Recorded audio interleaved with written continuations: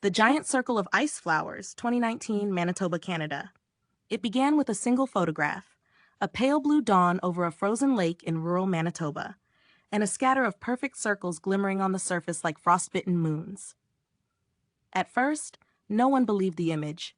Too symmetrical, too delicate, too impossible.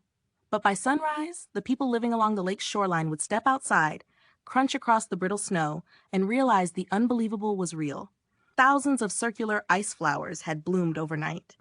Imagine standing there in the brittle morning cold, breath forming soft ghosts in the air, while the entire lake lies silent beneath a thin shell of ice. And then your eyes adjust. Your mind catches up. You see not random shapes, not cracks or patches, but circles. Perfect circles. Some as small as your palm, others wide enough to stand inside. Each rimmed with feathery frost dust, each glowing faintly under the rising sun like halos frozen in time. No one had heard anything during the night. No rumbling, no shifting, no strange winds. The lake had been still, ordinary, familiar. Yet now it looked as if some unseen hand had pressed thousands of icy stamps across its surface. Local scientists arrived quickly, sliding carefully onto the glassy lake with clipboards, cameras, and the quiet awe of people who know they're witnessing something rare. They examined the circles, measured them, photographed them, traced their edges, and what they found made the mystery even deeper. The ice wasn't broken. It wasn't cracked. These weren't holes or fractures.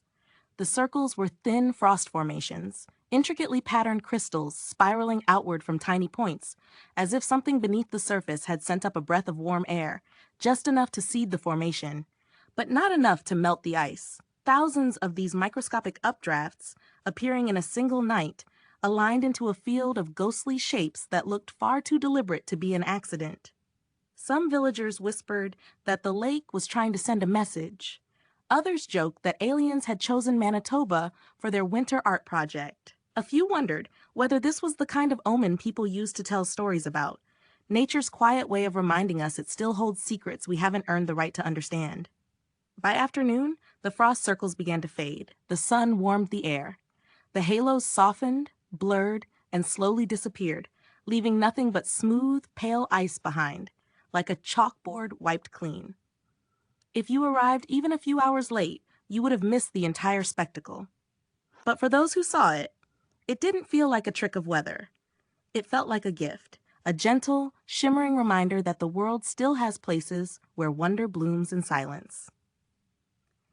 If you enjoyed this story, please like, share, and subscribe to help the channel grow.